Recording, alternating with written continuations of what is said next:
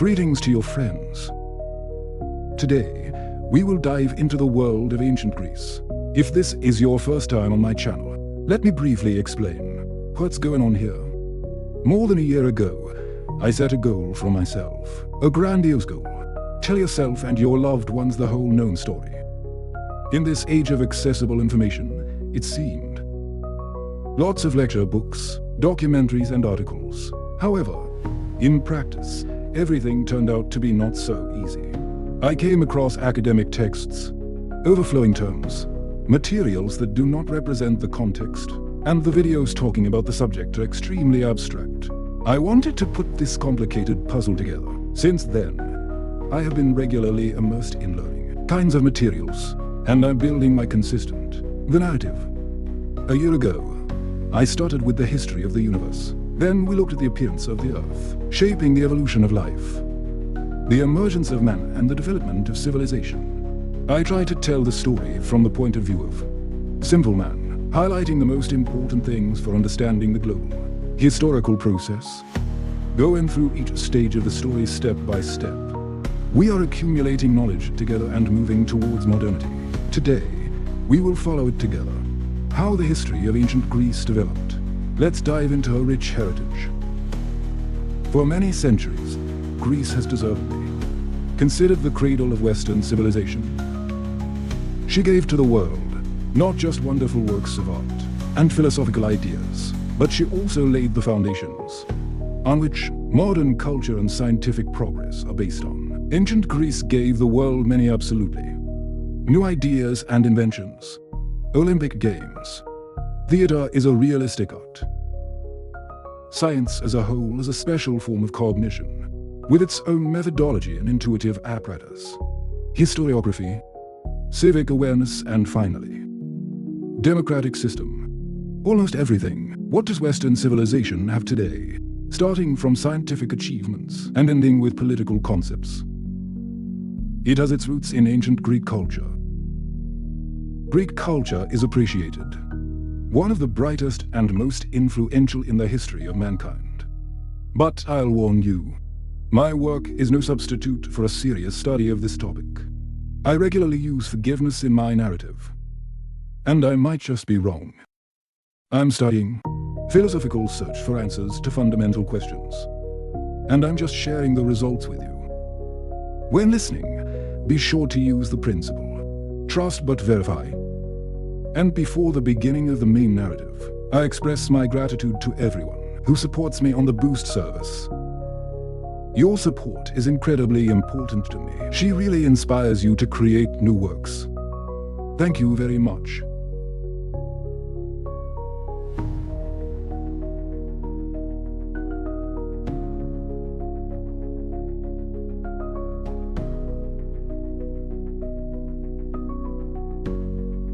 In a previous essay, I talked about the Bronze Age, Middle East. I didn't mention Greece at all there.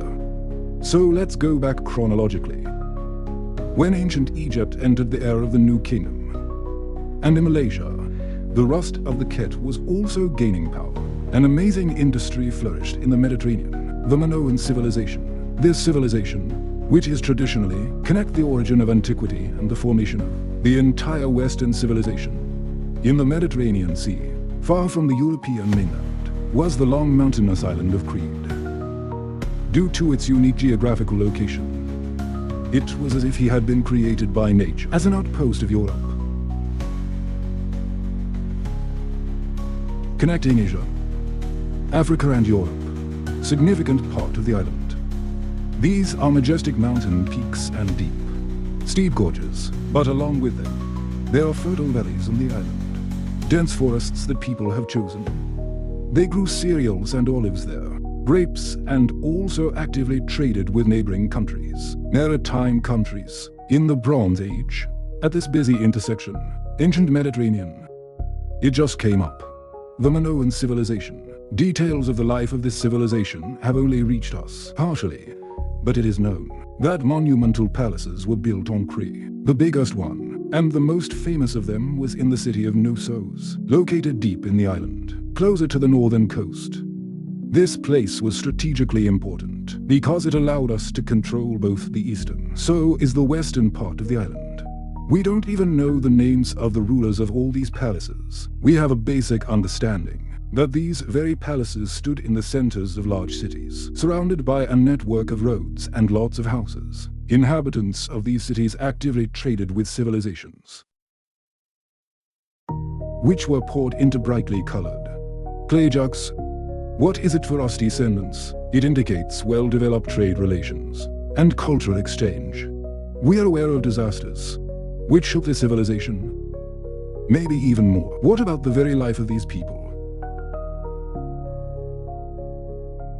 In the 18th century BC, one of them destroyed the palace in Knossos. A new one was built on top of it, with partial use of the former ruins. This earthquake did not diminish the island's wealth. On the contrary, wealth has increased. But Tsareviches surrounded themselves with even more luxury, bypassing the foundations of new settlements and small palaces all over the island. Walls and ceilings of the palaces were decorated with frescoes. Their subjects included ceremonies, rituals, and images of nature. They often feature images of dolphins, sea urchin, jellyfish. We really are. We have a rather vague idea of life. The oldest civilization in Europe, and even their descendants of Greeks, had only a vague idea of the history of Crete. Their memories are preserved in myths. I will briefly summarize one of them, to create a more complete picture in order to add context. During the time of the Second Palace, built after the earthquake, the island was ruled by the powerful King Minos. Like any influential ruler, he wanted to confirm his divine chosenness. He claimed to his people, who can ask the gods for anything, and they will fulfill his wish. Minos turned to Poseidon with a request to send him a bull for a sacrifice. And so from the depths of the sea to the coast of Crete, his beauty was so amazing that Minos couldn't sacrifice him. And I decided to keep the animal for your herd. Instead, he sacrificed another bull. The Minos has achieved its goal. Cretians recognized him as king, but Poseidon did not forgive the deception. He got angry and put a curse on Minos' wife. Poseidon inspired her with an irresistible passion for the bull, and the woman isn't able to cope with this feeling. I got in touch with him. A result of this union, the Minotaur was born. A monster with the body of a man and the head of a bull. Minos realizing the enormity of that. What happened? I decided to hide the Minotaur in the dungeons of the palace in Knossos. The prison was confusing and had many passages, and the nooks and crannies of the Minotaur fed on humans, and so he constantly needed sacrifices. Minos came up with a tough plan. After defeating the inhabitants of mainland Greece, he ordered them to send 7 boys and 7 girls every year on the seats on the brand.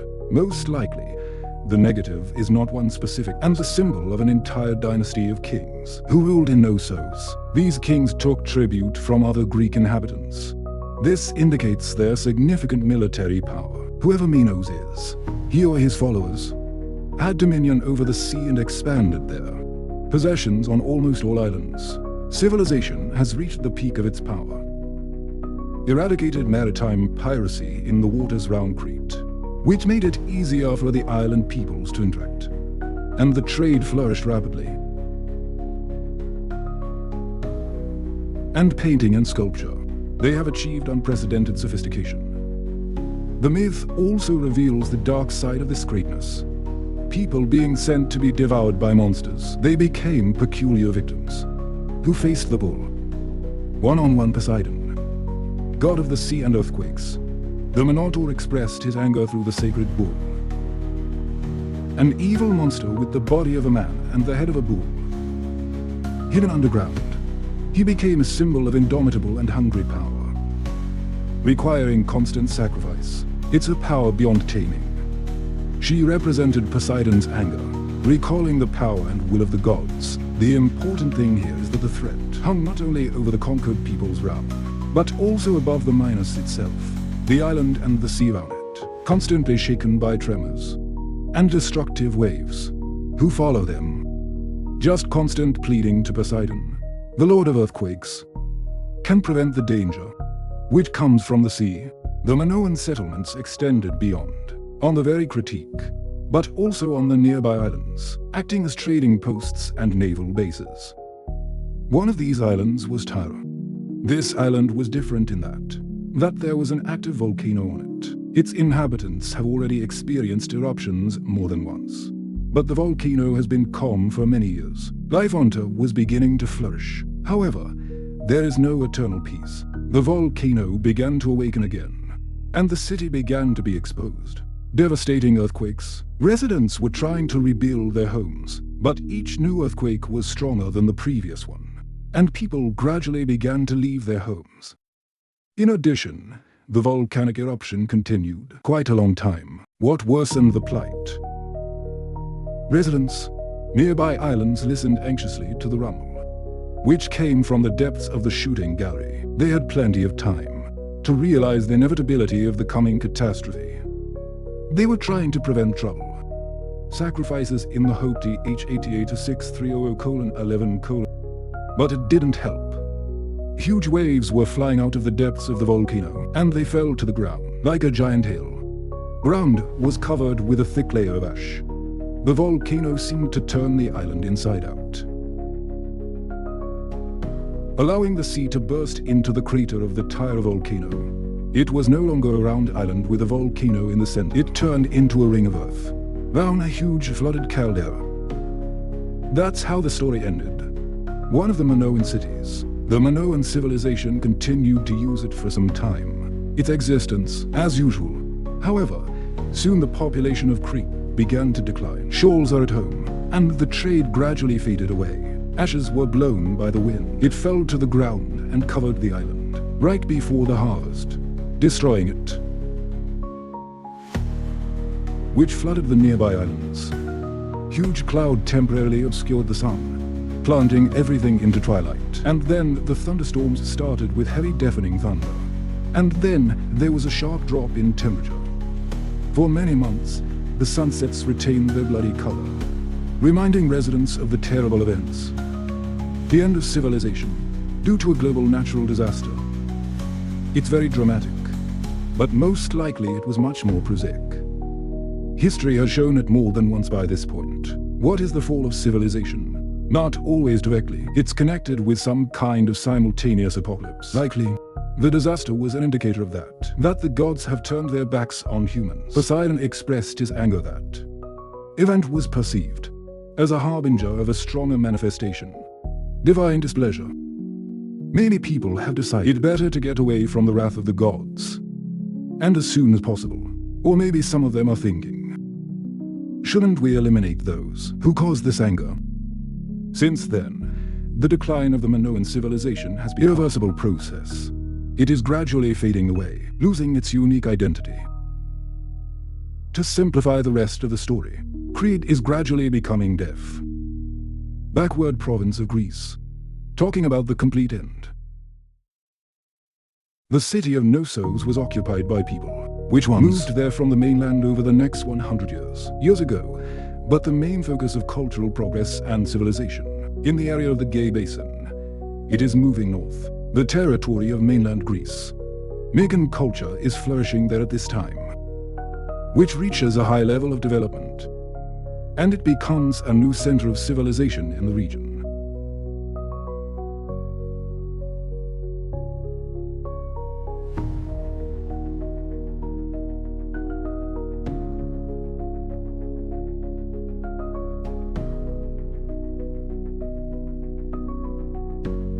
Beauties from the island of Crete, they gradually sank into decay and chaos.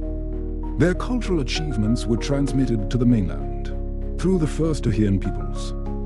These peoples came to the south of the Balkan Peninsula from Parthenon and ended up on the ground, where the population already had a more developed culture, and it took the first steps towards creating a real civilization. Although the Chinese brought horses and war chariots with them, culturally, they were hardly superior compared to sophisticated peasants and Greeks, who were influenced by them. Conquerors were touched by the barbarians, who haven't had their own art yet. And as a result, the development of this society was very slow. Gradually Greece Small kingdoms were formed, with well-fortified settlements in the center. These settlements became permanent homes for heads of noble families, who became the rulers of one. One of the key centers was the city of Mycenae, by whose name the entire civilization of Greece was named. Athens, Thebes, and other less affluent and less aggressive centers. Towns on the peninsula were separated by mountains, and they lived independently of each other, each with its own management. From the very beginning, they were actively trading.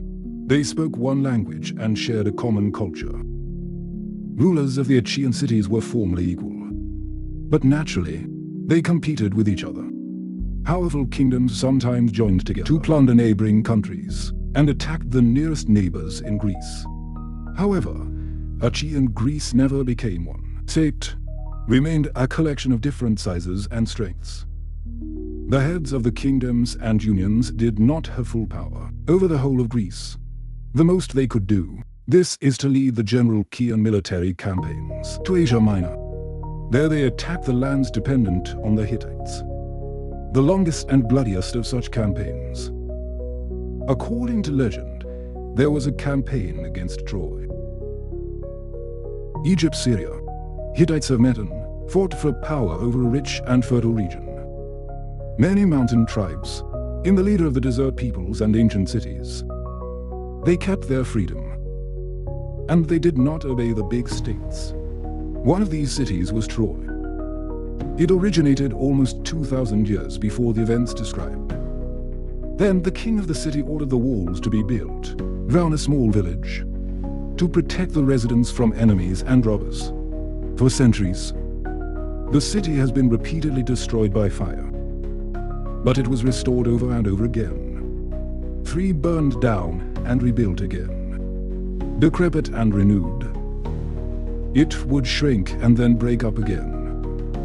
During the reign of Ramesses II, 3, located nearby to the west of the rich kingdom of the Heto, was experiencing its dawn. This is the 7th Renaissance. This prosperous city didn't need any imports, food and goods, since the fertile lands of the plain provided it. Everything you need. There were a lot of fish in the nearby waters, the meadows, and the excess grain went to feed the horses. In the 13th century BC, Troy was destroyed by fire and war again. Walls of the city collapsed, and there was a terrible massacre in the streets. Events of this war were told in the Iliad. Let's turn to this story. Homer Menelaus, king of the Greek city of Sparta, married the beautiful Helena, princess of the neighboring town. Hercules, son of the Trojan king, and he kidnapped her to take you to your city. Saddened, Menelaus decided that I have to take revenge, and he turned to his brother Agamemnon for help.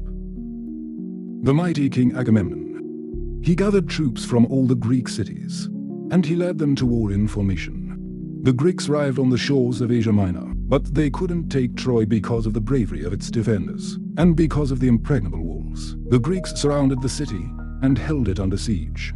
A long 10 years, the poem focuses on the last 2 months of this long siege. During the battle, the Greeks captured 2 captives. Homer, the leader of the Greeks, and Achilles is a brave warrior.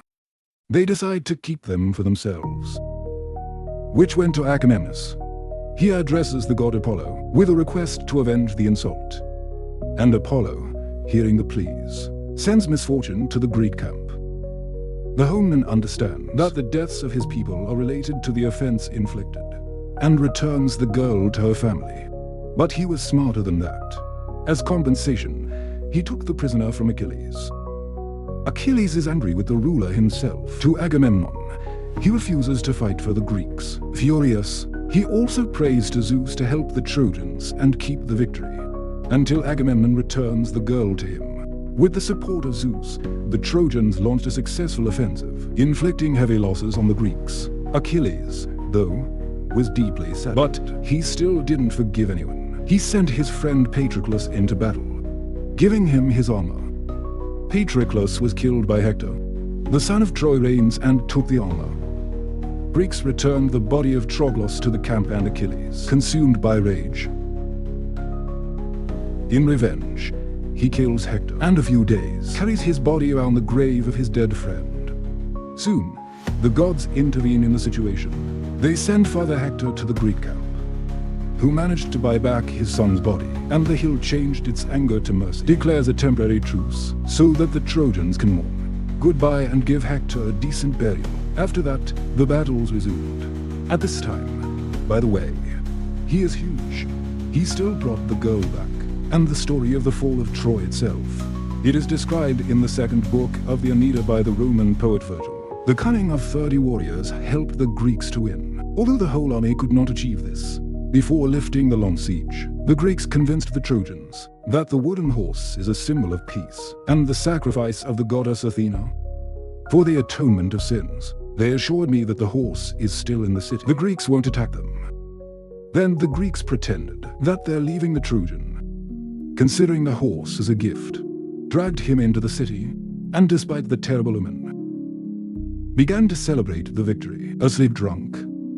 And at this moment, the Greek soldiers dismounted. The sentries were killed and the gates were opened. Result, 3 were burned, and its inhabitants died or fled. So what started this war? Conflict between Mycenaean cities and Trojans broke out because of the capture of the princess. In the ancient world, diplomatic served to establish the status of between states, those states who sent their princesses into marriage. They demonstrated their lesser importance compared to those who hosted these princesses. Cities on the Greek peninsula, in Asia Minor, and Lena's abduction took place against her background. Perhaps this kidnapping was revenge for previous Mycenaean attacks on Troy. In any case, we will never know the exact cause of we can only guess. Main thing that is known. This is the victory of the Mycenaeans and the fall of Troy. However, shortly after the Mycenaeans themselves began to lose their power, and the cities began to shrink, to deteriorate and become less secure. Perhaps this process began even before the siege, and the war only accelerated the degradation. The victory over Troy was like this, which was later called the feast victory. She did the same amount of harm to the winner. How old is the defeated one? Mysterious age of Mycenae Dawn has come to an end. Their former glory has not returned. Heroes were once great. Gradually they came home, violating the established order, killing the heirs, tearing up the earth and abducting women. Their return brought only excitement and troubles.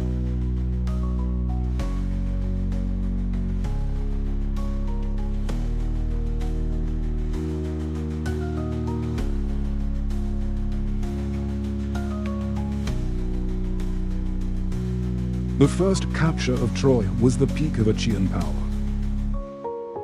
However, after that, which is called the Dark Ages. These times are still a big mystery, as well as the events in the Middle East of that period. The time of the fall of Troy to mainland Greece again. The barbarians began to attack. The Achaean civilization threatened imminent danger from the north. They were gaining strength, therefore. The offensives are related, but practically untouched by culture. Daryan tribes have bypassed the most reliable defensive lines, crossing the Korean Gulf to the south coast. Once on the Peloponnese, they have captured the best and most fertile lands. The main cities and centers of the Achaeans were destroyed, and the local rulers lost everything. They were forced to flee. These invasions have led to destruction and devastation, forced civilization to decline. Dark Ages in Greece are one of the hardest and the dark periods of ancient Greek history. After the Daryan invasion, the history of Greece started almost anew. After a devastating victory above the Trojan ships, at this moment, slowly, we were heading for the Greek mainland. And I've been fighting for 10 years to return home and discover that his house is full of enemies, and home and return to his wife. But he was killed by her lover in her own bathroom. And once great cities lay in ruins. This period became a time of trials and hardships, when civilization stubbornly tried to rise from the ashes. Plus plunged into chaos. Sparta and Pylos burned to the ground. The city of Mycenae was desperately resisting an unknown enemy. Fortress stood firm, though it was damaged. But the houses outside her walls were reduced to ashes. The surviving cities suffered the same fate. From other disasters, settlements were filled with new people who did not know the written language. They were much less developed. Greece has been left behind in development. Almost a millennium ago, the population has decreased dramatically. Urban life came to a standstill in an atmosphere of chaos and confusion. And cultural ties with Egypt and Asia. The Greeks shut themselves off, isolated themselves for a while. In his own little world, the brilliant Achaean civilization collapsed. Destruction of Mycenaean cities is attributed to the armed forces. Darian tribes, yes, their invasion had an impact. But it didn't happen in one quick raid. And slowly over the course of a century, it wasn't a surprise attack. The Mycenaean Greeks had plenty of time to organize resistance, and they tried to defend themselves. But their defenses were too weak. Against the invaders, in some places, it didn't even take a war. Example, no one attacked Athens. And he was peacefully abandoned by Sparta, which was burned by the queens. It was already empty. Its inhabitants left a few years before the burning. The war with Troy and the invasion of Troy become serious challenges for the Mycenaeans. But the bad climate was no less devastating. Yields were falling, and it was happening at that time. When are the old sources of grain from Egypt and Malaysia? They were destroyed by wars. Mycenaean cities were forced to fight for food. Famine could spark wars between cities and force the inhabitants to go into exile. But the Mycenaeans were also threatened by a more terrifying enemy. Mycenaean heroes, returning to his homeland, brought death with them. They were stricken by the plague, most likely bubonic. The plague could follow more than just the heroes, but also for hunger. Even a ship with no sick people on board, stuck to an uninfected shore, he could carry rats in his hold. Carriers of the plague, ships with grain. These same rats were transported from one part of the world to another, spreading the disease over vast distances. Plague, drought, and war. These three factors turned out to be enough to destroy civilization, which existed in the Rocky Mountains, dry places on the verge of possible survival. When it became especially difficult to survive, strong people left their families, places they left, in small groups. Huge number of people started moving. The descendants of the Hayans left their homes in fear and fled, mostly heading east. It was a huge setback in civilized life, reminiscent of the fragility of ancient civilizations. People have abandoned grace and high skill. Pottery production. Cultural knowledge has been preserved only in the form of songs, myths, and religious beliefs. In fact, we see a society where do your barbarian bosses rule, not rulers with regular armies or bureaucracy. It's almost a primitive society, was in decline. But gradually, from this house, civilization began to revive. Eventually, the migration ended and the population returned to a settled life. By this point, ethnic map of the Greek world is finally formed, and it has remained unchanged from many centuries. How did they split up? According to tradition, Greek people are divided into four main groups. The extreme south of the Balkan Peninsula, on the Peloponnesus, however, belonged to the Dorians and their related tribes. They have made Spartacus their main strongholds. Argos and Keren, in a significant part, Greek tribes settled in northern and middle Greece. And Elus's group, Thesely and Boeotia, became their real residents. The area of Attica occupied a special position, the main center of which was Athens. Attica was unaffected by the Darian invasion. At the beginning of the Dark Ages, he rushed to this area, a large influx of refugees from Peloponnese. But not all members of this tribe stayed in Attica. Many of them went on a trip across the Aegean Sea to the shores of Malaysia. There they settled along the coast and they created villages. Over time, Mycenaean culture mixed with local Asian culture, and a unique Ionian culture was born. There are settlements there. Gradually they turned into large ones and thriving cities with a developed trade and culture. Greek civilization. It was separated by the sea from the rest of Greece, but it wasn't cut off by any insurmountable obstacles. Ionica experienced the same historical events and the same stages of development. Other Greeks, and sometimes they were even ahead of them in some aspects. And the Dark Ages were not only a period of decline, but also the time of accumulation of force. Before a huge leap forward, it was during this difficult period Greece has begun to take the first steps towards greatness. Greek miracle. States or policies. They were still in their infancy. But even then the foundations were being laid for their future prosperity. General, the topic occupies a central place in the study of antiquity.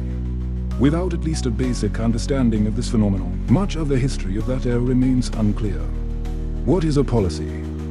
You can just say that it is a city of the state, but that would not be entirely accurate and true. For the Greeks, the polis was primarily a community of citizens. It's not just a collection of tower walls, temple squares. This is a civilian collective, a community of free people. Policy was a community of citizens, where everyone had political rights. He could choose to be chosen, owned land, and was a warrior. Initially, protopolises were primitive monarchies, where each city of the state was headed by a king. However, his power was not absolute or hereditary. Eventually, no. Up from weak rulers, she removed the kings and took control of the government into her own hands. So in the era of... How exactly did this happen? And did the Tsars try to regain their power? Yes, it is not really known. Many details of those times remain hidden in the shadows of history. Even then, the policies actively fought wars and concluded treaties. They created unions, but the details of those events have not reached us. By the end of the Dark Ages in Greece, the most significant and influential policies. Ancient Argos was the main one on Peloponnes.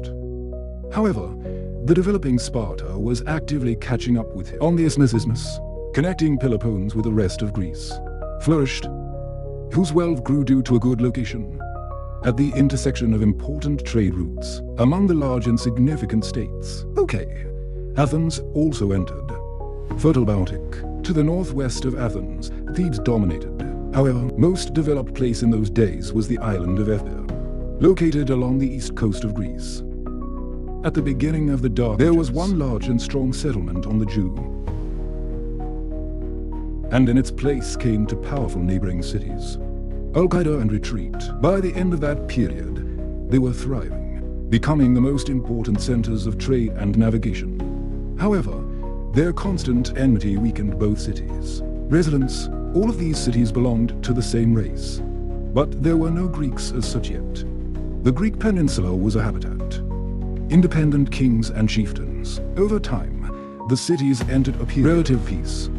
During this time, they more often acted as not as enemies, exchanging customs and languages. By the end of the period, the Greeks began to feel a strong cultural connection with each other.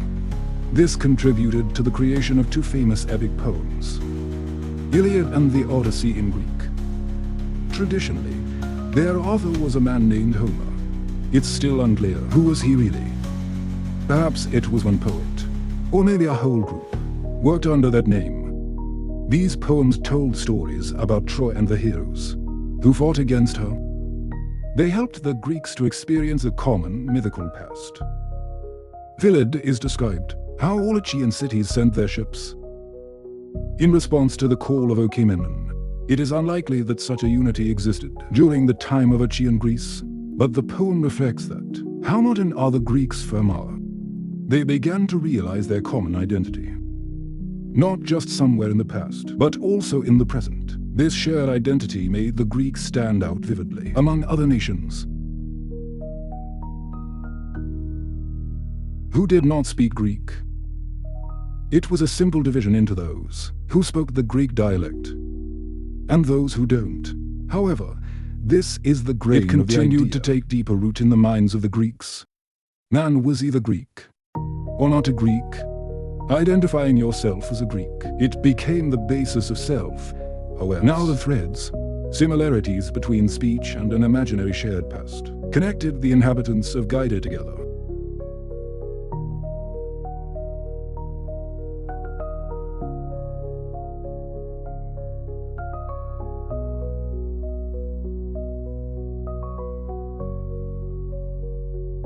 And now, we're coming to an end with a semi-mythical past, and we're approaching the period, the most intensive development of ancient society.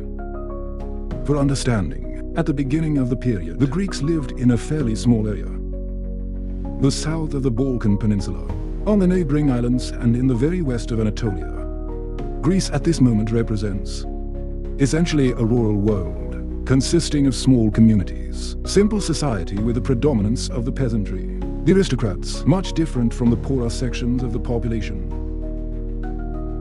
There are practically no temples, theaters, stadiums, and by the end of the period, the picture has changed dramatically. The Greeks settled along the shores of Maria, from Spain to Lebanon, and from Africa to Crimea.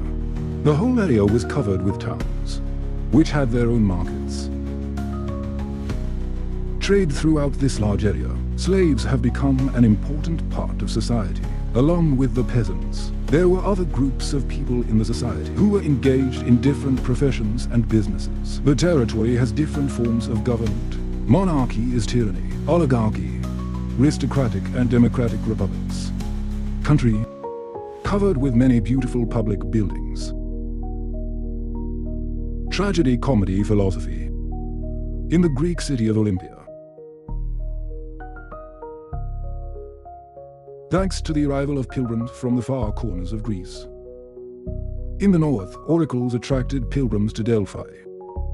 Predictors, who consulted with the gods, and whose prophecies were people eager to hear.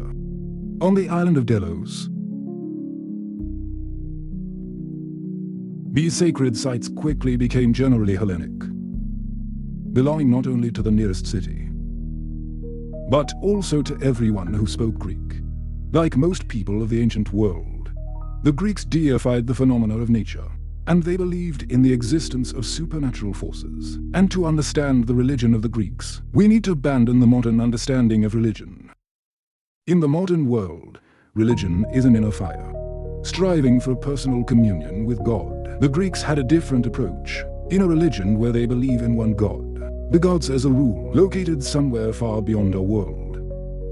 And in ancient religions, the gods live next to people. Imagine that our world is as if under an impenetrable dome. So in the ancient view, people and the gods are inside this dome. Gods are not far away. They are part of this community in which they live. Because the gods live next to people, their well-being depended on their relationship and the prosperity of the whole community. Therefore, it was important to build a proper relationship with the gods, not like with ordinary neighbors. And what about the patrons and protectors? And like modern religions, in ancient society, not individual and the whole collective of citizens, he sought to establish good relations with the gods for the common good and prosperity of the community. Religion was mostly civil in nature, and she focused on the right thing, performing rituals, and not on the right faith. Religion was based on ceremonies and regularly conducted public holidays, ritual sacrifice, fortune-telling consultations with oracles, offering incense and libation, festive feathers, processions, sports competitions in honor of the gods. That was the basis of the Greek faith.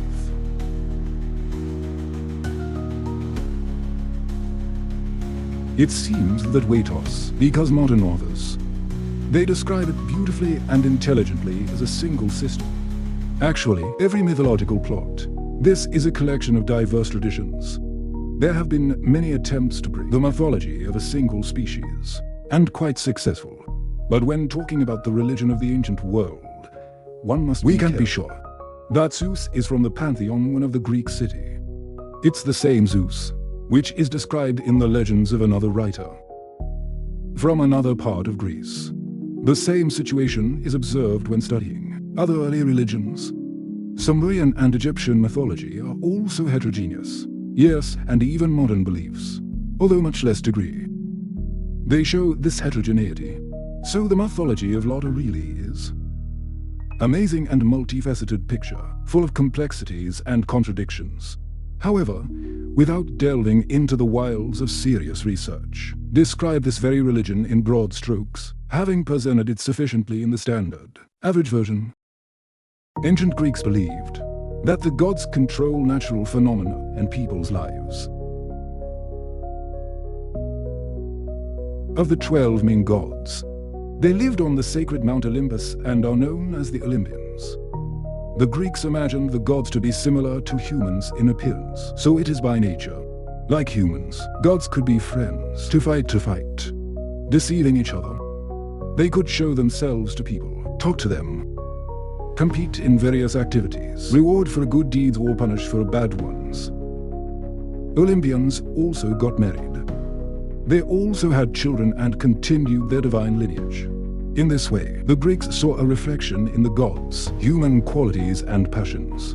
What makes their mythology more understandable and close to people? The gods and people in Greek mythology are similar at each other. They have the same feelings. They share common values, even outwardly.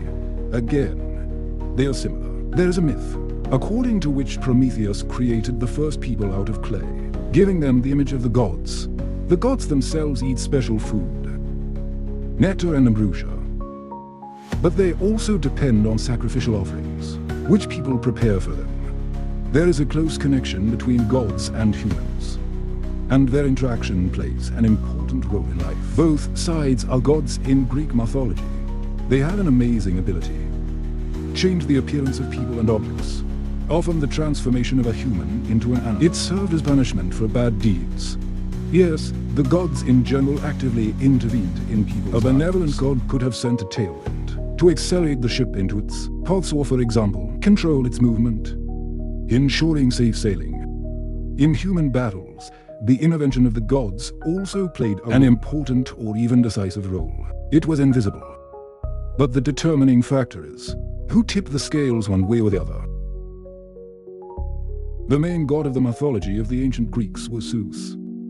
He occupied the central place in their beliefs and was considered the most powerful. Among all the gods, the Greeks they often sacrificed to him and erected in his honor numerous temples and sanctuaries. Any mortal who has declared that he's with the child of Zeus immediately deserved respect. Zeus was the king of the gods, and he ruled over heaven and heavenly phenomena. His main weapon was a powerful lightning bolt, symbolizing his strength and authority. Before the birth of Zeus, Uranus, the first king of the universe, and Gaia Mother Earth was prophesied that Zeus will one day become the king of the gods. Zeus was the son of Cronos, ruler of Titan, a mighty race that first ruled from the earth. Cronos knew about the prophecy, which read that one of his children would overthrow him. So, when his wife is a Titan Rhea birth to his children, he swallowed every one of them to avoid this fate. When was the sixth child born, Rhea decided to save him. She hid Zeus, and she gave it to Cronos instead, a large stone wrapped in a diaper. Cronos swallowed the stone, thinking it was his newborn son. When all his children ended up in his stomach, Cronos felt confident that none of them will ever be able to overthrow him. Then, fearing anger, Cronos traveled to the island of Crete with the newborn Zeus. She left it there to protect her from her husband's rage. Zeus was an unusual baby.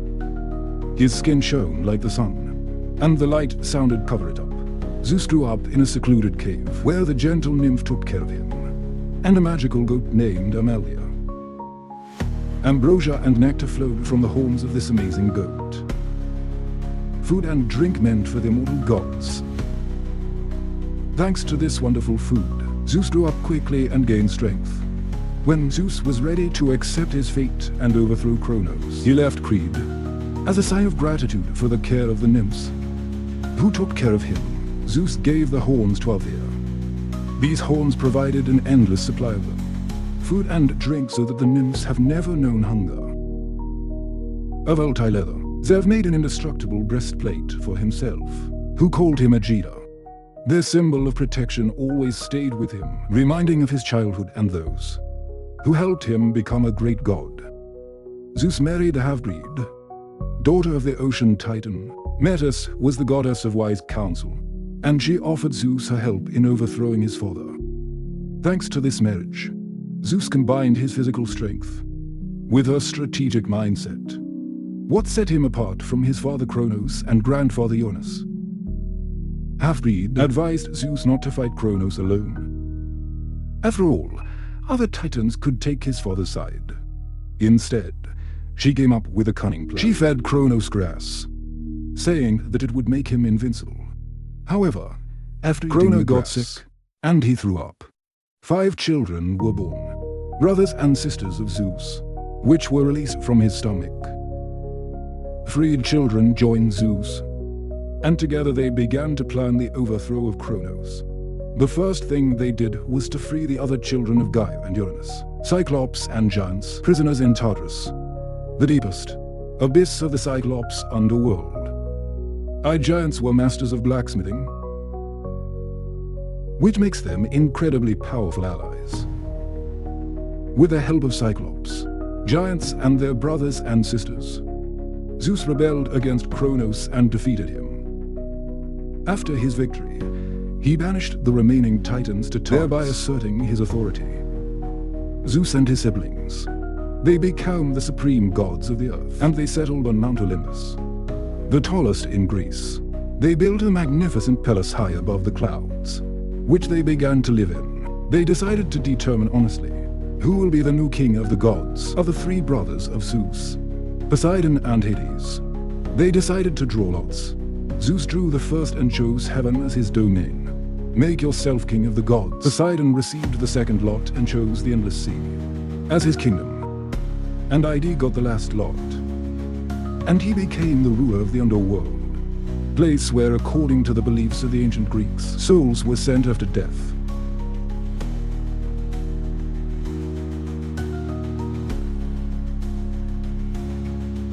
For all 3 brothers, they created powerful thunderbolts for Zeus. What made him the most powerful among the Olympians? Zeus was not only the god of the sky, but also the weather and storms. The ancient Greeks themselves often called it.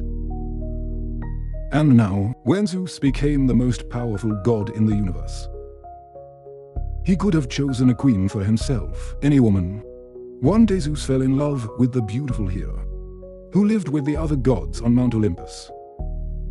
However, Hera initially rejected his advance to win her heart. Zeus hid in a thundercloud and turned into a little cuckoo.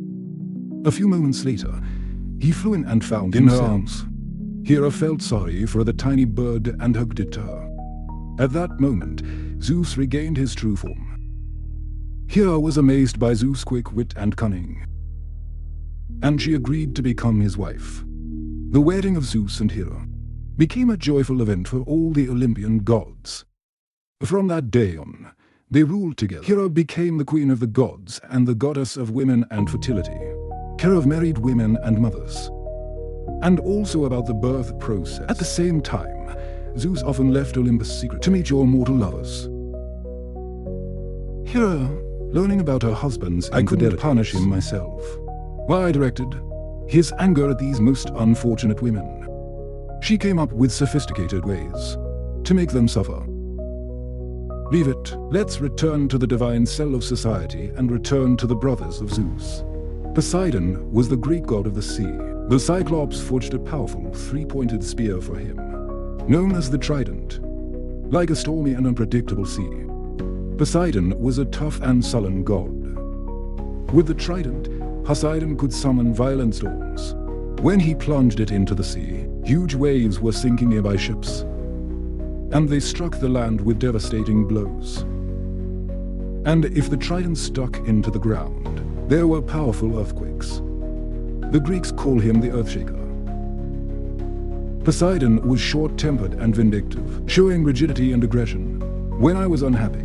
However, in moments of happiness, he calmed the sea, helping the sailors. It was his unpredictability that often led to terrible consequences in communication, even with other Olympian deities. He was sarcastic and impudent, Hades' 3rd brother. I got an invisible hat from Cyclops, which allowed him to imperceptibly strike at enemies. And like other Greek gods who lived on Mount Olympus, Hades lived in a magnificent palace deep underground. His palace was made of pure gold and decorated with precious stones. The god of underground wealth, the Greeks believed that when mortals died, their souls were accompanied by the underworld of Hermes, messenger of the Olympian gods, was also the god of shepherds, travelers, thieves and merchants. He was the most adventurous and mischievous of the gods, in hoeing sandals and Hermes' cap. Traveled all over Greece, wherever he appeared, he was known as a peacemaker and protector of travelers. So it was Hermes who accompanied the souls, the dead, to the banks of the river Styx, the main river of the underworld. There they met Horan, the gloomy ferryman, who ferried souls across the river. Charon wasn't transporting anyone if the soul couldn't pay him. Those who did not have a fee, they were doomed to wander forever along the shores of the Styx, and in search of another way to the kingdom of Hades. If the soul did cross the river, she was facing Cerber, the three-headed guardian of the underworld. Cerber let the souls inside, but he wouldn't let them come back. What symbolized faith in that? That the dead don't come back to life. Underworld was a dark and gloomy place, where the shadows of the ghosts of mortals fluttered. These shadows had no physical existence. They were invisible and sometimes invisible even to each other. Although Hades was feared by mortals and disliked by many gods, he was not an evil deity. Hades was harsh and ruthless, but he did not succumb to prayers and flattery. He didn't just keep order in his underground world. Death was an integral part of life, and Hades ruled this particular sphere, but he did not decide fate or take the lives of mortals. But at the same time, people in the ancient world were so afraid they rarely called him by his real name. Some called him Pluto. What does rich mean? This name was spread because that Hades had access to jewels and gems hidden in the bowels of the earth. Hades was also sometimes considered the god of agriculture. Many Greeks believed that he controls more than just the souls in the underworld, but also everything that grows out of the ground. Therefore, they believed that both Hades and Demeter play an important role in the harvest. Demeter made the crops fertile, ensuring their growth. Hades made the soil rich in minerals, which helped the crop grow. Both gods were an integral part of agricultural cycle, supporting the life and fertility of the earth. Demeter was the Greek goddess of grain, fertility and agriculture. For the ancient Greeks, agriculture was natural, foundation of the entire civilization. Therefore Demeter, as the goddess of agriculture, she occupied one of the most important places among the gods. She was a kind goddess who taught mortal people with love how to plant and plow your fields correctly. Farmers sacrificed to Demeter out of gratitude, to gain her favor, and secure a rich harvest for yourself, where her golden hand touched crops and plants. But if the goddess was displeased, she could have destroyed entire hectares of crops, sending disaster to the fields and punishing people for their misdeeds. Addition to those already mentioned, there were other gods in the Greek pantheon. Married to Hera, Zeus became the father of many children. They had two sons, Ars and Hephaestus, and Gabes two daughters, and Elate. Ars became the god of war, Hephaestus the god of fire and blacksmiths. Ilithyia helped Hera as the goddess of childbirth, and he became the goddess of eternal youth. And the crowning of the gods, Zeus was glad to have his children, but he wanted more. Soon after, he conceived Persephone with Demeter, was also the father of 5 other Olympian gods of Hermes, whom I mentioned earlier, the god of thieves, shepherds, and travelers. Athena is the goddess of wisdom and war, which grew out of the head of Zeus. Dionysus, the god of wine and fun, and the twins of Armenia, goddess of hunting, and Apollo, the god of light, reason, and music. Zeus fell in love with other women too, by whom he also had children. That's how he got a big family. And all those mighty Olympian gods, worshipped throughout Greece. But let's finish with the myths and return to the historical period. In Delphi, the famous oracle was located in the sanctuary of the god Apollo. Here the Pythia or priestess received people who wanted to know. What should they do next? Visitors made sacrifices, and Pythia, having prepared for the ritual, entered the sanctuary. Pythia washed herself, drank water from a sacred spring, which flowed in the temple, and she ate the fruits of an ancient laurel tree, growing indoors, and then she took her place, ready to make a prediction. At this moment, she was falling into a trance. Probably, for this, the women used various substances of plant origin. For example, an alligator or some other kind of gas rising from the earth's rifts, completely immersed in a state of ecstasy. Priestess began to speak in the voice of Apollo. Her answers were often vague and cryptic, to put it verbatim and metaphorically, which needed an explanation. Who interpreted the words of the Pythian, wrote them down in the form of poetic lines.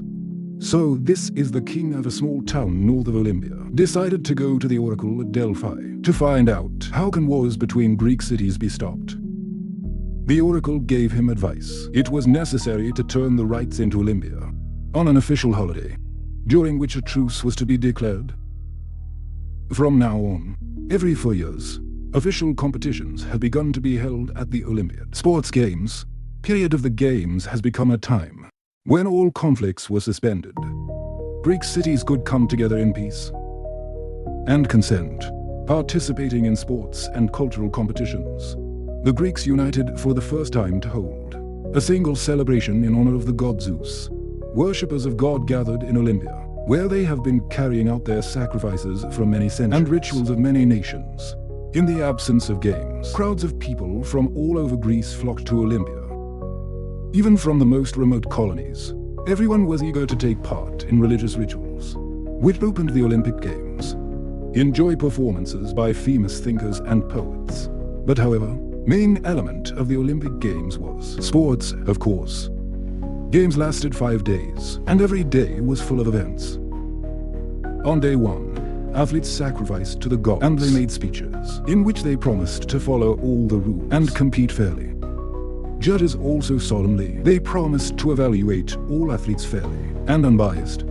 In the following days, various events took place. Sports competitions, many of which were accompanied by music. Running was especially popular. Discus and javelin throwing, wrestling and chariot racing. These spectacular competitions attracted attention, all participants and viewers, creating an atmosphere of unity and sporting spirit. During the Olympic Games, it was announced throughout Greece, as I said earlier, first for a month, later extended to 3 months. This allowed the Greeks to. But the Games didn't really bring complete peace. They only served as a reminder of unity. The Greek people, not only in language, but also in the worship of the same gods. The Games were shown that war is not the only way. Interactions between cities, but the problem of war, which the Olympic Games tried to solve. She wasn't the only one. Greek cities faced a serious demographic pressure. Population was growing. People needed more and more resources, more metal, stone grain pastures. In Greece, there was an acute shortage of agricultural land. Simple and effective solution to this problem has become colonization in the most important Greek cities. They sent their relatives or wards to explore new lands.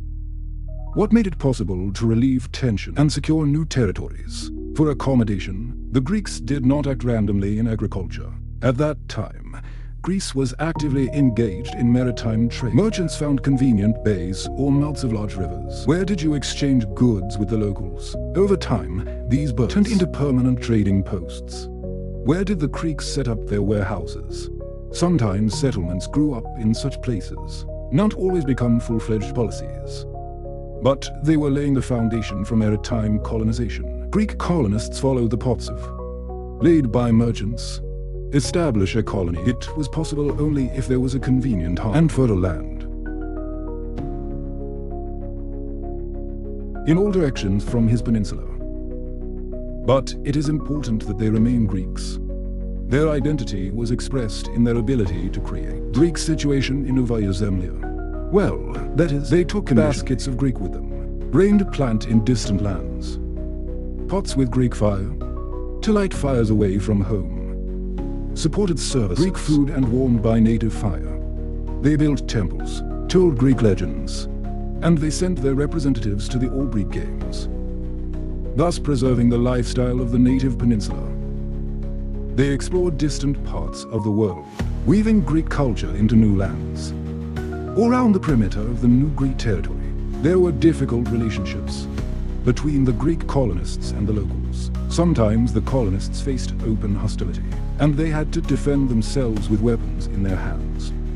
However, most of the time, the locals treated the Greeks with patience, and they even benefited from trading with them, and along the way, adopting some elements of Greek culture and everyday life. The mainstream of Greek immigrants, which marked the beginning of the Great Colonization, headed west to the coasts of Italy and Sicily. Greek settlements in southern Italy were named Great Greece. These colonies were independent polis, conducting its foreign and domestic policy, regardless of the mother cities in the Ionian Sea. Over time, many of these already thriving Greek polis began to establish their own new colonies. Where did they send the surplus of their population already?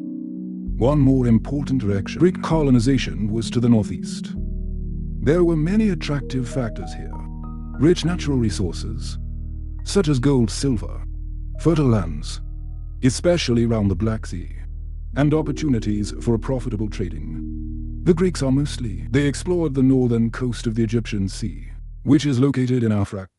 Also, Greek colonies appeared in the area of the Black Sea Straits. The sea was founded by the Greeks too, important colonies on both sides of the Gulf of Egypt, in a strategically important area. These were the cities of Chalcedon and Byzantium. Byzantium subsequently became a great city with a unique destiny, first turning into Constantinople, and later to Istanbul. With the completion of colonization in the northeast, the Greeks began to explore all the shores of the Black Sea, which they called hospitable. To get used to navigating in this region, which was very different from the Aegean Sea. There were no islands there, long distances, great depths, other climatic conditions, but still they are successful, adapted and strengthened in new territories. Great Greek colonization hardly moved east. And to the south, the Greeks reached only one place on the African coast. Significant success. It was an area which is later called Cyrenaica, west of Egypt, on the territory of modern Libya. However, the situation was different in other places, such as Phoenician cities and Egypt. And these cities didn't want to, so that alien settlements could be established on their lands. While there, the Greeks limited themselves to creating trading settlements. But in general, during the colonization, the Greeks settled and successfully developed vast territories, maintaining active communication with their hometowns. In Greece, the colonies had a significant impact on their development, making it more intensive. Colonies were typical policies and faced the same problems, the same as the policies in Greece and the Balkans. Their rapid growth has led to the same economic, social and political difficulties. That is, the lack of land, the struggle for power between different groups, and other similar problems. But there was another vivid example of an approach to these problems, including overpopulation. The city of Sparta in the center of Peloponnesian Spartans. As Darians, they settled on the ruins of ancient Mycenaean settlements, and they built their cities here. Sparta was located in a valley on the banks of a river, which was shallow and rocky, what made navigation impossible. While other Greek cities, located on the coast, they actively used sea routes for trade, to wage wars and establish colonies. The Spartans chose a different path. They armed themselves and went on military campaigns overland. Spartans attacked the city of Mycenae, attracted by his fertile lands, convenient for plowing and sowing. Conquest was not easy.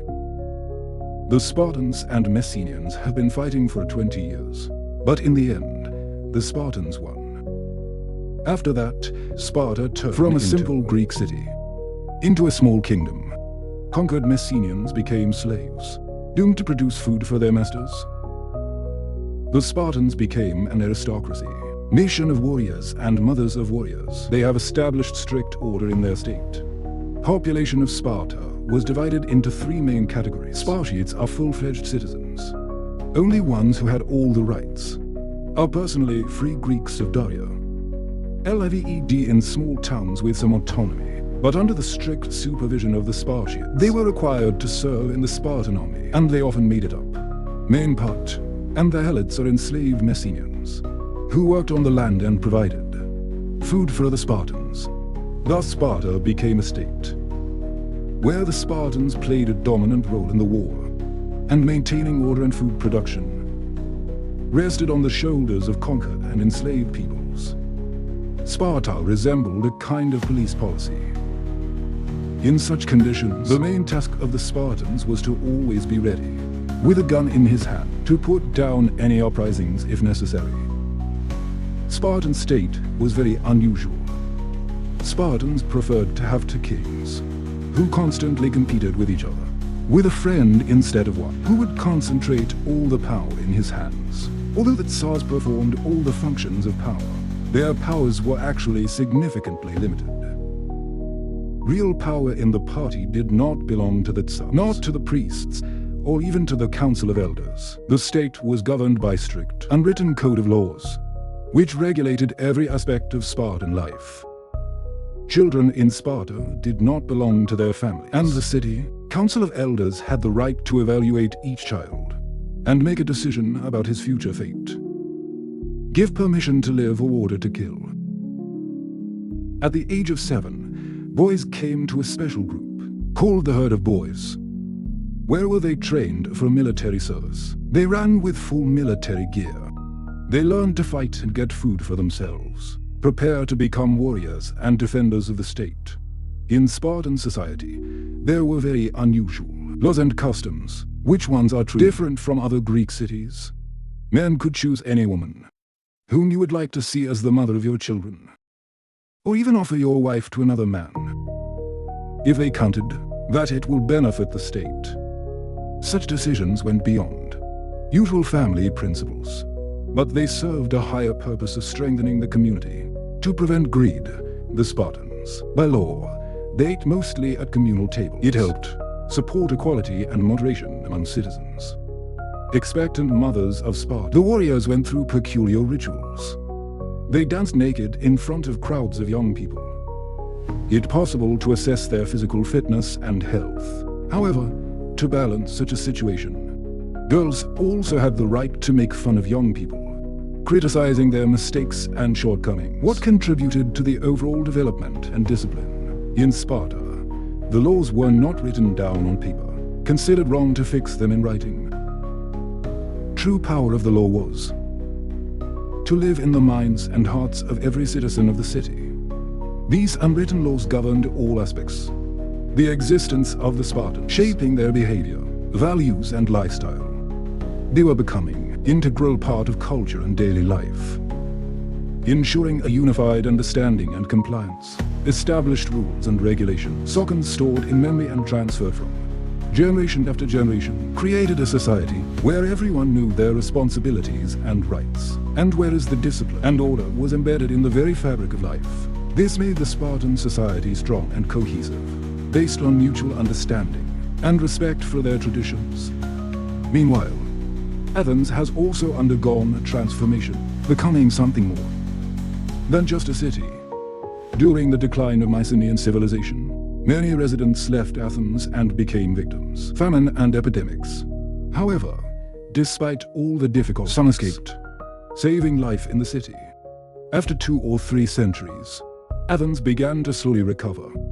After the cataclysms, which depleted the population, the city was gradually coming to life, regaining its former strength and importance. Residents overcoming difficulties revived their homes and traditions, contributing to the gradual restoring Athens' prosperity. Once upon a time, kings ruled in Athens in ancient time, but over time, their power waned. After for 30 centuries, this position has changed. Although the rule was still passed down from father to son, and it was for life, ruler was now called the archon, chief judge, Another important post was occupied by Polemarch, who was responsible for the military affairs of the city, and the third person performed priestly functions, caring about the religious aspects of Athenian life. Over time, the Athenians decided that the archons should serve the people during the 10 years old, and after some more time, the system changed again, and their rule has been reduced. Up to 1 year, Athens gradually transitioned from a monarchy to an oligarchy, in a peculiar form, aristocratic democracy. Soon, rulers started following the advice of 9 landowners, chosen by other landowners. However, to make their election final, the approval of all Athenians was required. After the deadline ends, former archons joined the city council, known as Rioba. This path was slow and winding, but he reflected the desire of Athenians towards a more equitable governance, in which case power was distributed among the elected representatives, and the people had the right to vote on the most important issues. This control system was more complex and less effective compared to the Spartan. However, the Athenians did not need to constantly suppress their subordinates or fight for expansion. Their territories. In 640, Athens had already subjugated all of its immediate neighbors, and apparently, it was quite peaceful. Remote villages themselves realized the benefits of finding under the protection of a strong city. Thanks to this, it was almost completely under the control of Athens. But the Phoenicians did not seek to extend your authority to more remote territories. They were content to what they had, and they maintained peaceful coexistence with their neighbors. In 630 to BC, the first began to appear in Athens. Cracks in the system, proto-democratic governance, Olympic champion Selon. I decided to take advantage of this and seize power. He turned to the Oracle of Delphi for advice, and he gave him a mysterious prophecy, which he interpreted. How can I capture the Acropolis during the feast of Zeus? That is, during the Olympic Games. Counted that this is the perfect time to seize power. After all, he was himself Olympic champion. He borrowed armed wars from his father-in-law, gathered his friends and captured the Acropolis, intending to become a tyrant. In classical politics, the word tyrant meant a leader who bypassed the usual elections and gained power by force. He was seizing control of the city and its government. Not all tyrants were violent, but everyone aspired to autocracy, to keep his power. In those days, many Greek cities were governed by such leaders. But Poseidon chose the great feast of Zeus incorrectly. Obviously, the oracle had in mind a later celebration, which took place outside the city. He was not an experienced conspirator. Anyone involved in such a political intrigue must understand that the capture would be more effective when all the men went out to celebrate outside the city wall. A result, most Athenians were outraged by his action, and they did not obey. When did the Athenians realize the seizure of power? They encamped round the citadel, laying siege to it. Poseidon and his burned comrades began to suffer from lack of food. Why Poseidon and his brother ran away? He prudently disappeared. He never appeared again in the history of Athens. However, the rest of the conspirators were lucky. Much less emaciated, dying of hunger. They sat down in despair, like the petitioners at the altar in the Acropolis. In a plea from mercy, they invoked the name of the goddess Athena, at whose altar did the archons seek refuge, giving hope for salvation. However, it turned out to be a cruel deception. When exhausted people, barely able to stand, they came out of hiding. Archons ruthlessly ordered them to be killed. Some have sought protection at altars in recent attempts, goddesses of Demeter and Persephone, but their fate was sealed. All were brutally murdered. It was egregious violation of ancient customs. After all, that anyone who asks for protection from God is near heaven, is under sacred protection, and he needs to be spared. For this terrible crime, the Athenians expelled the archons, who ordered the massacre. When they tried to come back, they were kicked out again. This time it's more violent. Bodies of their victims were dug up and thrown after them. These events and the subsequent chaos have shown that there was no peace in Athens under the archons. Often, the archons acted in their own interests, and not for the benefit of the city. Athenian democracy was actually a privilege. Just a few influential people like the Spartans, who considered themselves free, but they were enslaved by their own laws. Athenians were also free, only conditionally poor, and also the Xemi were actually dependent on the rich. In response to the growing political turmoil, the Athenians decided to do something what the Spartans did not agree to. They decided that the oral laws of Athens should become written. The aristocrats' judgments were no longer suitable to manage the city, and the Finns needed a unified code of laws. One of the Rapag members took on the task of processing lots of US Nok traditions and systematized them to create this code of laws. His version included the standard list of punishable crimes is murder, stealing, adultery. But the peculiarity of this vault was that what are most of the offenses? He was counting that even for minor crimes, people deserve to die, and this is for bigger crimes. He couldn't think of a heavier punishment. The Greeks believed that a person could become perfect. In Sparta, laws were aimed at eradicating all sins. After all, they were inscribed in the hearts of every Spartan. In Athens, it was also believed in a fair society, where citizens are properly educated and warned, crimes will disappear. Both cities got rid of the power of the kings, looking for new ways to maintain the rule of law. In Athens and in Sparta, wanted to give every citizen the opportunity achieve perfection, what eventually led to the creation of the systems where citizens watched each other. In Athens, death sentence could be carried out by the citizens themselves. Anyone had the right to kill a child abductor, adulterer, or a night robber, unless, of course, caught them at the crime scene. Laws designed to ensure equality turned every citizen into a potential murderer. Approximately in 600 BC, a man named the Solon that decided to contribute to create a fair code of laws. Elected by the Archon, he repealed most of the existing laws and started developing new ones.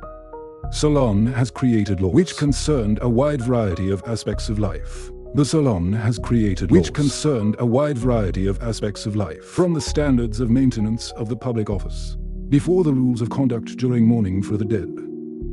However, his most significant innovation there was a desire to bring justice. The financial situation of the city, which is of course was not an easy task. Trying to solve such a difficult problem couldn't help but be disappointed.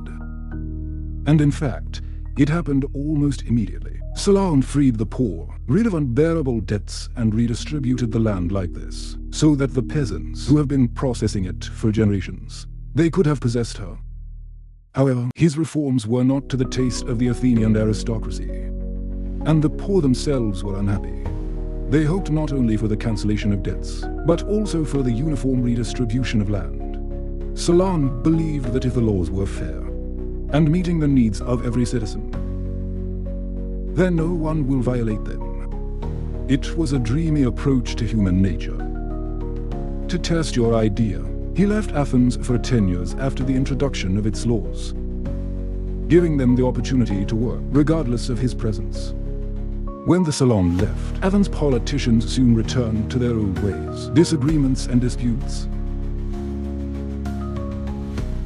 Pieced to the city by a small group of Athenians.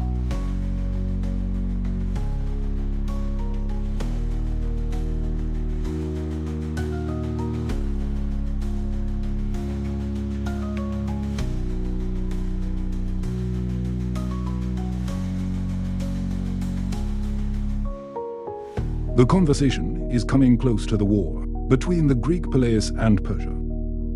She counts key moment in the history of ancient Greece. I mark her transition to the classical era. Today, I want to discuss Plato's legacy. The classical era, Greek culture has truly flourished. Let's get this straight. Ancient Greece occupies a special place in history, because her achievements have become the foundation for modern European civilization. During this period, a policy system emerged, which has created many institutions, which are still used today. For example, many of the principles of Athenian democracy formed the basis of the device of modern democratic states. Ancient democracy presupposed real participation, All citizens in government. All important decisions were made by the National Assembly, in which all citizens participated. Main principle. This political system was the equality of all citizens themselves before the law, without the privileges of nobility or wealth. These well-organized policies greatly influenced how the Greeks perceived the world around them. They could fully develop their talents and personality. The main place in their lives was occupied by the concept of happiness. The Greeks believed, what a happy person. This is an ordinary citizen. Happiness for them consisted of simple, universal human values. The citizen was happy because he was free, had a good servant, worthy sons and grandchildren, and perhaps completed my life path, defending your city. The meaning of life and higher virtue for them consisted in the love of good fame. It was a reward for honest service to society and heroic deeds for the sake of his hometown. Fame brought honor and respect and the love of fellow citizens. What was considered more important than any material wealth? Only fame made a person's name immortal, creating an optimistic worldview for the Greeks, which is reflected in their art.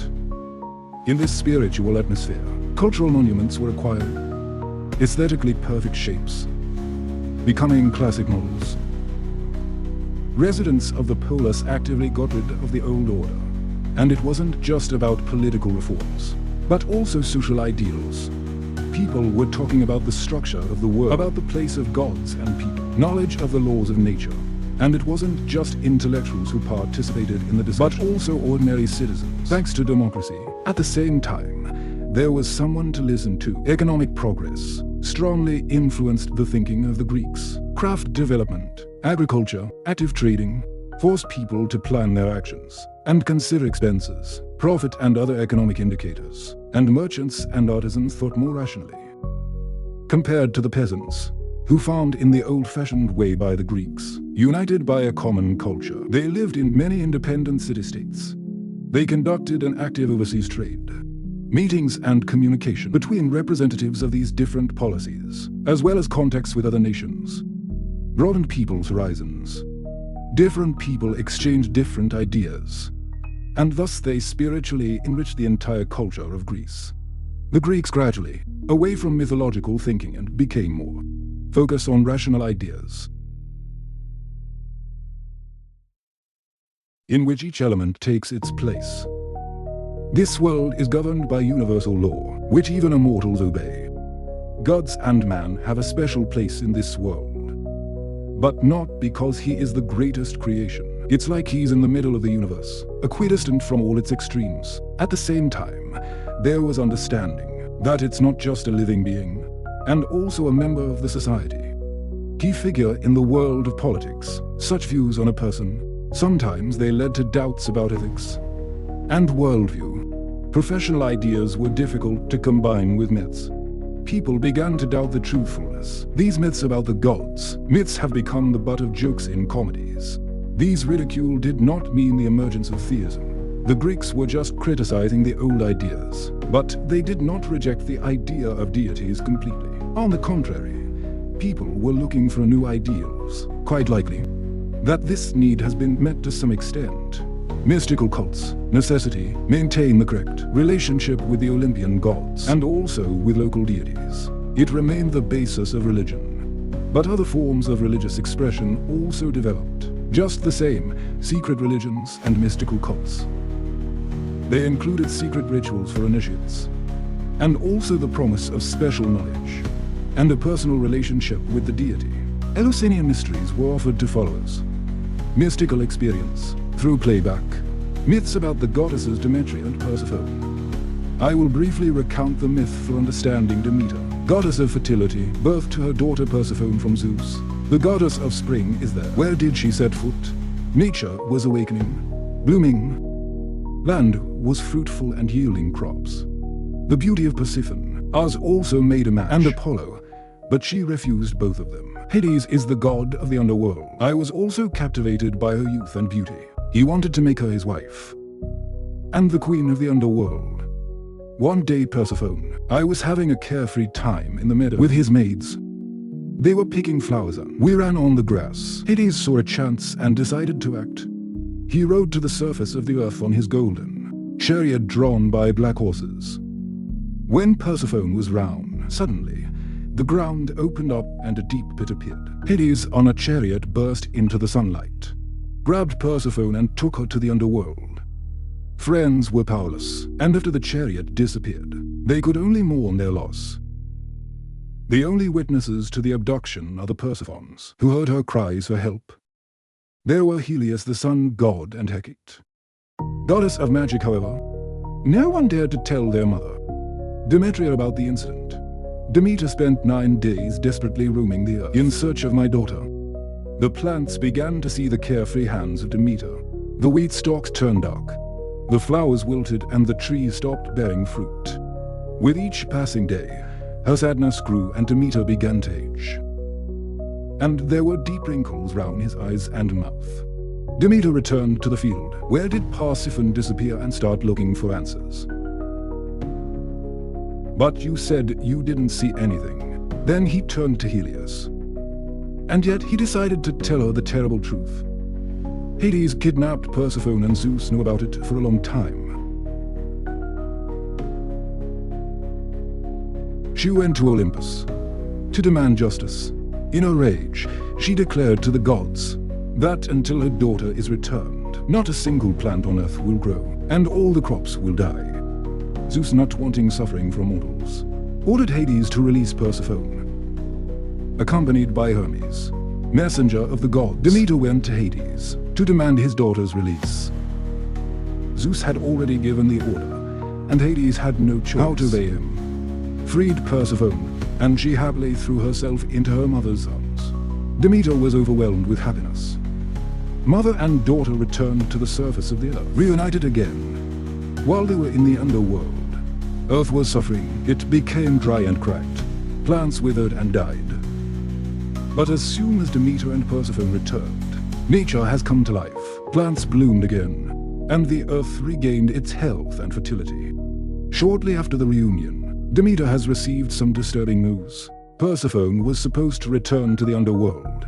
Persephone in the underworld accidentally ate pomegranate seeds, which connected her to the underworld. Demeter was in despair, and Zeus, in the form of her grief, offered a compromise. Persephone could spend part of the year with Hades, and the part with the mother. For the ancient Greeks, their story explained the changing seasons of winter. It symbolized Persephone's stay in the underworld. And spring is her return to Demeter, bringing life to plants. The grain cycle also reflected this process. Landing meant the descent of the persiflage, and her return in the spring is the beginning of growth. Well, most devoted followers of Demeter lived in Eleusis, the place where she was reunited with Persephone. Why the mystical ones are called Eleusinian. And what do we know about them? The one side. The other hand, nothing. The rites of the Eleusinian mysteries recreate the events of the myth. It was a grand annual celebration, with long walking processions, with special symbols, food, drinks, music, and mummified performances on the theme of myth. In the midst of this festive rush, the mystics passed most important steps of the doctrine of eternal life. All these rituals helped the Greeks experience a ritual death, and they gave hope for a better life after death. Why the mysteries comforted people, showing that a new life is born out of death. Initiated into the mystics after death, he did not enter and ascended to the gods or was reborn in a new life. In Olympson, immortality was symbolized by the grain, which grows and becomes a voice, thus not dying. But that wasn't the secret. What happens as a result of the mystery? It's about how initiation happens. How does such a change of location occur, that he can hope for a different fate after death? For centuries, people will try to penetrate this mystery and be inspired by mystics. Hope for a better life after death. For example, associated with the Greek god of wine and fun. He was originally the god of fertility and vegetation, especially the grapevine, because wine is made from grapes. He became the god of wine. How grapes run wild and take over the area. In the same way, Dionysus wine can take over a person's mind. The myth of him is replete with stories about how people lose self-control and cross boundaries. Was accompanied by drunken half-human satyrs, semi-goats and monods or bacchantes, who went berserk with wine and were cruel to his opponents. Wherever God goes, the Maenads followed him, dancing and waving their staffs. For the ancient Greeks, he was not only the god of winemaking, fun, but also a creation of house, breaking with everyday life. He brought elements of madness into the world, freedom from all forms of social norms and laws. Worshipping him meant immersing yourself in something unknown and always attractive. Dionysius, or the mystery of Dionysus. There was one of the most mysterious holidays in ancient Greece. It's not just a celebration. This is the way to know yourself, peace and the divine. Real mysteries of Dionysus were revealed only to a select few. They were filled with. They had a sacred meaning and were strictly hidden from prying eyes. According to the legends, the participants in ritual actions, they experienced a small death state close to trance and loss of self. These rituals symbolized a return to nature, towards the true essence of life. The mysteries could include round dances, sacrifices, and even the absorption of ritual wine, which symbolized the blood of Dionysus. The participants put on masks and stood part of the collective consciousness. They believed that through worship, Dionysus can achieve inner freedom and the knowledge of truth. This cult destroyed the boundaries between man and nature, between reason and madness, in an era when life was structured and subject to strict rules. Dionysus was offering something else: joy and frenetic celebration of life. Holidays. Celebration was like a carnival, integral part of the celebration. Representation in which the participants played the roles of scenes from the myths of Diana. Mass marches, rituals of sacrifice, theatrical performances merged into a single action, where everyone could feel like a part of something more. Simple religious scenes have evolved over time into real art. The tragedy of these scenes originates in modern theater. The audience was immersed in an atmosphere of catharsis, purification through fear and compassion. The state encouraged contests among the speakers. And in the end, a decision has been made: build a special place for dramatic performances. Actors in the Greek theater could only be men. They also played female roles. Another mandatory attribute was masks. They were changed depending on who is the actor portraying. All the masks were with their mouths open, so that the audience they could hear the performer's voice. Sometimes one actor could change, say, "Thank you for the presentation." That means a lot of masks. It is impossible to imagine a Greek theater without a choir. The choir sang songs and performed on stage, depending on the performance. An army of ordinary citizens or friends of the main character, state, contributed to the spread of theatrical productions. And she even provided funds for the purchase of entrance tickets. First rows in the auditorium, always given to honored guests, priests, and athletes, Olympic strategists. From the ancient Greek theater, there are two main theatrical genres: comedy and tragedy. Comedy is a fun and funny performance, who ridiculed the vices of his contemporaries, while the tragedy is, roughly speaking, a sad or serious performance, often based on Greek history or heroes. Antiquities. Tragedies were mostly told by myths about gods and heroes, but important issues were raised through them, about a person's place in the world and destiny, dignity. They also concerned the relationship between the government and the people, revenge of civic duty. Every tragedy showed a struggle, and the hero showed courage. Although the tragic hero often died, his death was admired, and faith in the power of the human spirit. The development of ancient Greek tragedy is connected with three great playwrights, and with Sophocles and Lepidus. Each of them brought something new to the theater. The plots became more complicated. Authors differed in their ideological positions, political sympathies, but everyone has a clear civic position and a great love for your city, For this, they even boldly changed the essence of the myth, which was at the heart of the tragedy. Ishul, the opposite of the civil war in its ideological sound. Tragedy is one of his most remarkable characters, Prometheus. Indomitable fighter for high ideals, a symbol of the struggle for the liberation of man from tyranny, embodied in the image of a tough Zeus. In the works of Sophocles, characters are more complex and multidimensional than Aeschylus. They are more natural and closer to the common man. Ancient criticism called Euripides a philosopher. On stage, he responded to the most pressing issues. Modernity and Sophocles defined his heroes as people. What should they be like? And the heroes of Euripides, as people, as they really are. The genre's most acute political attitude was: comedy is like the representation of tragedies. Comedies were staged on big holidays, and the winners received awards. A comedy originating from carnival performances. In the classical era, it became a powerful tool of criticism. She could ridicule as individuals. So are entire public institutions. And the Finns even passed a law forbidding to directly name on stage names of criticized citizens. Unfortunately, most of the plays called ancient comedy has not reached us. But a number of works have been preserved. Classics of the comedy genre by Aristophanes. In his comedies, you can meet politicians and peasant poets, philosophers and slaves. He created sharp comedic effects, mixing reality and fantasy, driving ideas to the point of absurdity. His criticism was harsh, but very funny.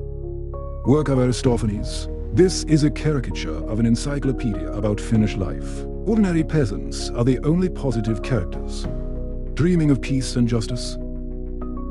At the same time, even the gods got hurt by him. The social structure of the Greek polis. In the classical era, it required an adequate organization of the center, entire civic life of the community.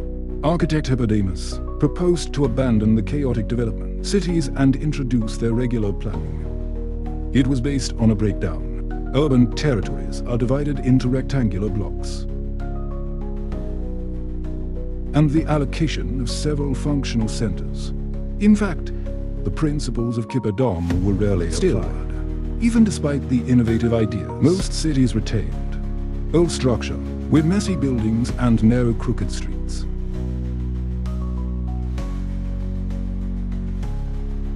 In the center of which majestic temples were erected to the patron gods. The cities competed with each other, striving to attract the best architects and builders to create temples. Most famous architectural complex of ancient Greece is the Athenian Acropolis. The Acropolis is located on an elevated place, fortified part of the city, which served as protection in times of danger. The religious center of the polis was located there. Temples were built there to the patron gods of the city. They kept the treasury, food supplies and armament of the city. In Athens, the complex consisted of several structures. Main one was the Parthenon. Greek architecture is based on logic and order. Temples were built according to precise mathematical schemes, which provided symmetry and harmony. The Greeks used proportions and decor to make buildings pleasing to the eye. They first combined rationality and beauty in construction. Designers sometimes changing their shape for a better visual effect. It was as if the building was part of a sculpture. Greek architecture included three main styles: Doric, Ionic, and Corinthian. These styles determined the design rules. Temples and other buildings, adjusting shapes, details and proportions of columns, and many other elements. For example, Doric columns, they were 530 times higher than their diameter, and the Ionic ones had a more elegant 9:1 ratio. Greek architects approached the proportions very pragmatically. If the mathematical calculations looked ugly, they changed them. They were aiming to make buildings look good from all sides, like sculptures, and adjusted the size. We haven't reached the ideal yet. Therefore, the Doric Ionic temples could significantly vary in size. Parthenon had some special features. Which ones? They had never been seen before in Greek architecture. Architects who designed the Parthenon plan combined the features of Daria in one building, and the Ionic style of orders. and thus being able to combine rigor and monumentality, Darian architecture, with the painting and likeness of the Ionian. Decor of this temple included many sculptors, who played an important role in its design. Outstanding sculptors of the classical era. Citizens and greatness, Hellenic world, they overcame the conventions of archaic sculpture, and they created the image of a harmonious person, physically perfect, with a rich spiritual world.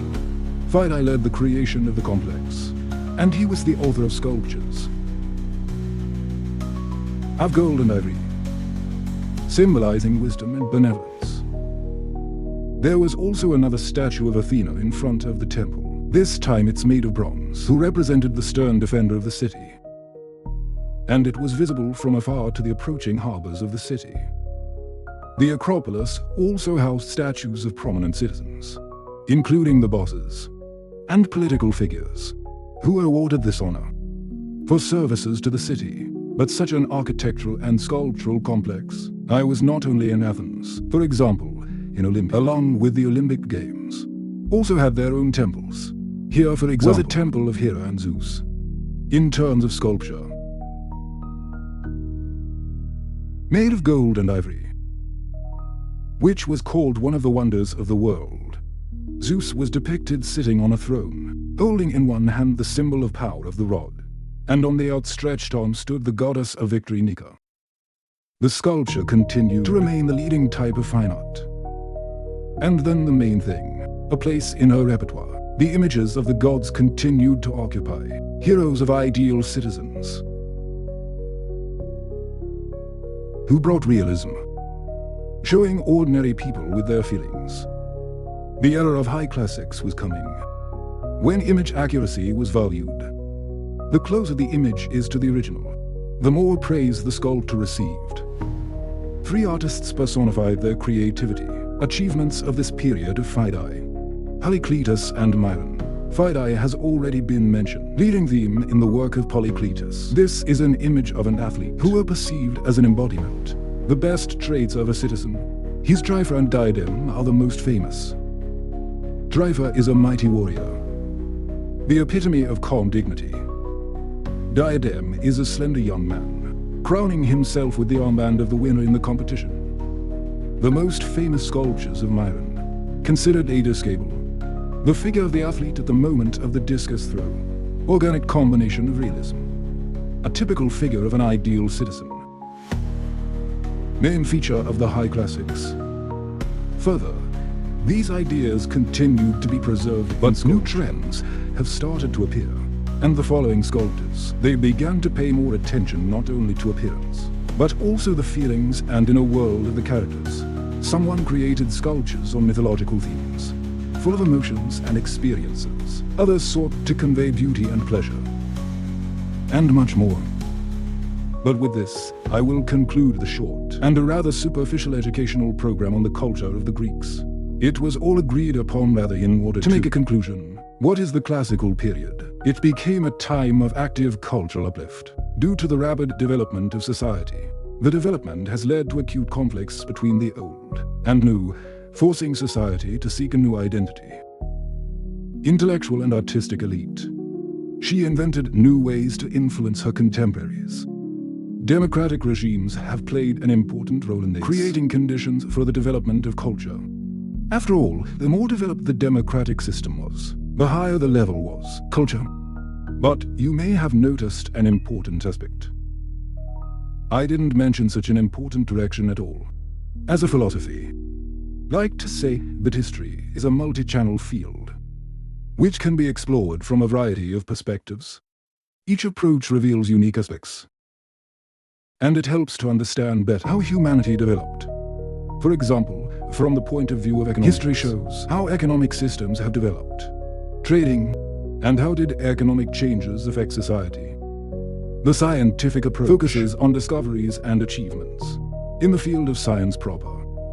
Scientific discoveries have changed people's understanding and about ourselves. Science drove progress, contributed to the improvement of the quality of life. Political view of history examines the changes in the state structures of the war, revolutions and international relations.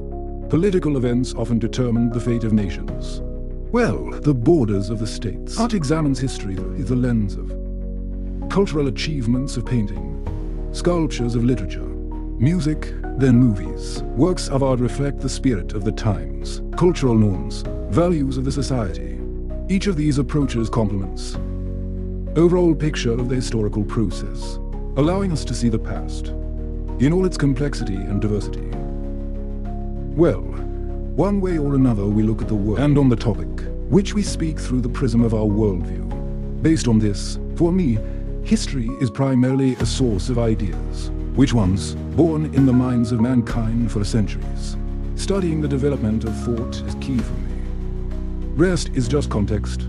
From the point of view of the history of thought, Greece is actually the beginning of the story. Greek philosophers laid the foundations for the development of Western thought. Their ideas about the nature of the reality of knowledge, virtues continue to influence philosophy, science and culture to this day. The Greeks didn't just raise questions, which are still relevant, but they also proposed methods for their research and discussion, which have become an integral part of intellectual heritage of mankind. So this is just the first of 3 essays about ancient Greece. A separate work will be devoted to the philosophy of Greece, where we will talk about it in great detail. And another job will help you understand Greek, the Persian conflict, the spread of Hellenism, and the wars of the Diadochi. I believe and hope that we'll hear from you again soon. Care of yourself, and thank you for your attention.